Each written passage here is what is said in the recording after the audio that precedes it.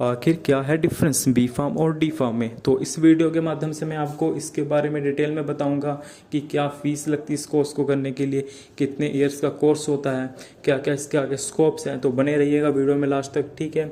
तो हम पहले शुरुआत करते हैं डी फार्म से। डी फार्म का मतलब है डिप्लोमा इन फार्मेसी। ये वो बच्चे एलिजिबल करने के लिए जिन्होंने 11th और 12th स्टैंडर्ड अपनी साइंस स्ट्रीम से पास की होती है, ठीक है। जो साइंस स्ट्रीम से पास आउट होते हैं, मतलब पीसीएम या फिर पीसीबी से, ठीक है, वो एलिजिबल है इस कोर्स को करने के लिए। डिप्लोमा इन फार्मेसी में टोटल 2 ईयर्स का कोर्स है ये हमारा, ठीक है। इसके अंदर 2 सेमेस्टर्स होते हैं, ठीक है। इसमें 2 बार एग्जाम्स होते हैं हमारे, ठीक है। हर सेमेस्टर बाद एक बार एग्जाम होगा, हर सेमेस्टर बाद दूसरा एग्जाम, ठीक है। मतलब 2 सेमेस्टर है, 2 बार एग्जाम होगा, टोटल फॉर 2 ईयर्स का कोर्स है। तो बेसिकली जो डिप्लोमा इन फार्मेसी है, जो हमारा डी फार्म है, इसमें हम जो फार्मेसी के बारे में ना मतलब कैसे तो ऊपर ऊपर से पढ़ते हैं, पूरा हम डिटेल में नहीं जाते, क्योंकि हमें पता है कि जो डी फार्म करके जाते हैं वो इंडस्ट्रियल में नहीं जाते इतना, ठीक है। इंडस्ट्रियल में प्रोडक्शन के बारे में नहीं काम कर पाते, उनका स्कोप नहीं है इसमें। तो बेसिकली जो भी हम फार्मास्यूटिक्स या फिर जितने भी हॉस्पिटल फार्मेसी वगैरह पढ़ते हैं, ड्रग स्टोर के बारे में पढ़ते हैं, ये हम बस ऊपर ऊपर से पढ़ते हैं, हम पूरे डिटेल में नहीं पढ़ते हैं, क्योंकि 2 ईयर्स का कोर्स है।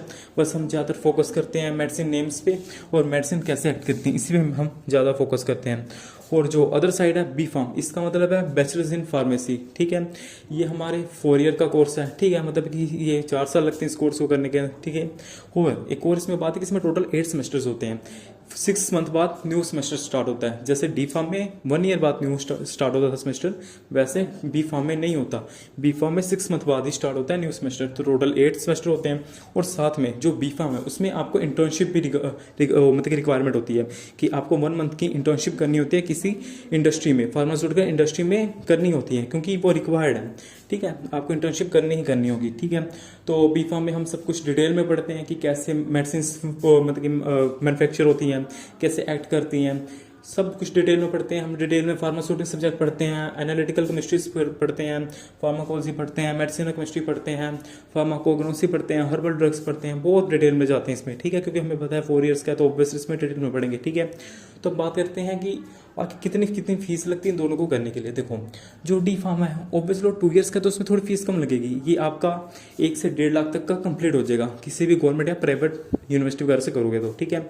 और जो अदर साइड हमारा बी फार्म है, ये 4 ईयर्स का है, तो थोड़ा इसमें थोड़ा पैसा भी ज़्यादा लगता है। अगर आपने गवर्नमेंट से किया तो आपका 4.5 या 5 लाख से लेके 6-7 लाख तक कंप्लीट हो जाएगा, बाइंड अप हो जाएगा ये कोर्स पूरा, ठीक है, बी फार्म का।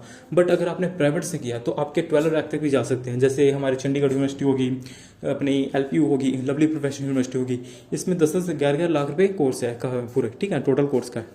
तो आपको अब मैं बताता हूँ कि इसके स्कोप्स क्या हैं। देखो, जिन स्टूडेंट्स ने डी फार्म किया होता है उनके पास लिमिटेड स्कोप होता है, मतलब कि उनके पास पूरा वास्ट नहीं होता है उनके पास। या फिर आपने रिटेल शॉप खोलने का ऑप्शन होता है कि आपने रिटेल शॉप खोल सकते हैं, या फिर किसी मेडिकल स्टोर पे अपना फार्मासिस्ट लग सकते हैं, या फिर किसी हॉस्पिटल में अपना फार्मासिस्ट लग सकते हैं।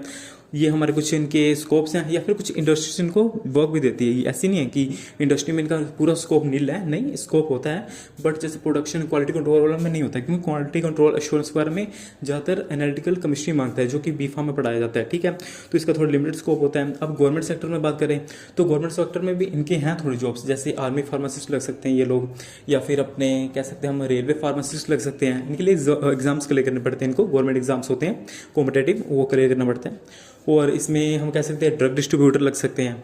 तो ये कुछ इनके गवर्नमेंट सेक्टर में भी होते हैं, चांसेस होते हैं इनके लगने के काफ़ी हाई, ठीक है। ये अलग अलग रिक्वायरमेंट आती है। पर ये भी बात है कि जो ये डी फार्म वाला है, इसमें बी फार्म के भी बच्चे भरते हैं एग्जाम, वो भी बच्चे भरते हैं इस जॉब के लिए। तो कंपटीशन थोड़ा हाई होता है, क्योंकि बी फार्म में थोड़ा डिटेल में पढ़ा होता है, डी फार्म में इतना डिटेल में नहीं पढ़ाया जाता, ठीक है। तो अब हम बात करते हैं बी फार्म के क्या स्कोप है। तो मैंने इसके ऊपर ना एक अलग वीडियो बनाई है, बी फार्म में क्या क्या स्कोप है, तो आप देख सकते हो डिटेल में अगर आपने जाना है। मैं थोड़ा ऊपर से बताता हूँ कि जैसे बी फार्म है, इसमें आप गवर्नमेंट सेक्टर में तो बहुत जॉब्स हैं इसमें। अब जैसे किसी इंडस्ट्री में भी लग सकते हो, प्राइवेट सेक्टर की बात करूँ पहले मैं, इंडस्ट्री में लग सकते हो, प्रोडक्शन में लग सकते हो, क्वालिटी कंट्रोल में लग सकते हो, फार्माको विजिलेंस में लग सकते हो, अश्योरेंस में लग सकते हो, रेगुलेटरी अफेयर्स में जा सकते हो।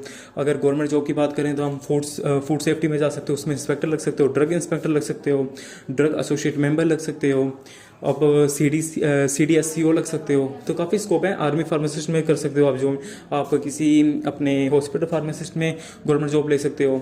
ठीक है। आपको प्राइवेट सेक्टर में भी बहुत हैं, रेलवे वगैरह सब में है, मतलब कि जहाँ जहाँ डी फार्म है वहाँ वहाँ पे तो बी फार्म की है ही है, ठीक है। अब बात करते हैं कि हमें लाइसेंस कब मिलता है। देखो आपने डी फार्म कर लिया 2 ईयर्स में, बट आपको लाइसेंस इमीडिएटली नहीं मिलता, वो आपको 3 ईयर्स बाद ही मिलेगा। तो टोटल हमारा ड्यूरेशन हो गया 5 ईयर्स का। बट जो 2 ईयर्स का उसने कोर्स कंप्लीट कर लिया किसी बच्चे ने, तो 3 ईयर्स कहीं जॉब कर सकता है, ठीक है। बट जो बी फार्म है वो भी हमारा 4 ईयर्स का होता है और 1 साल बाद लाइसेंस मिलता है, तो इसकी भी टोटल ड्यूरेशन 5 ईयर्स की होगी, ठीक है। बट 2 साल बाद वो जॉब नहीं कर सकता बी फार्म वाला, क्योंकि उसको तो भाई 4 ईयर्स कंप्लीट करने अपने कोर्स को। तो यही एडवांटेज होता है थोड़ा अपना डी फार्म में, कि 2 साल बाद वो बंदा अपना कमा सकता है 3 ईयर्स, ठीक है, और लाइसेंस जितना पैसा और पैसा थोड़ा कैसे कलेक्ट कर सकता है कल को कहीं इन्वेस्टमेंट करने के लिए अपने रिटेल शॉप में, ठीक है।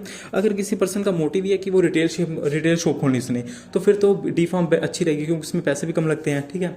और आप अपने पैसे इकट्ठे भी कर सकते हो 3 साल में जो आप बी फार्म में लगाओगे।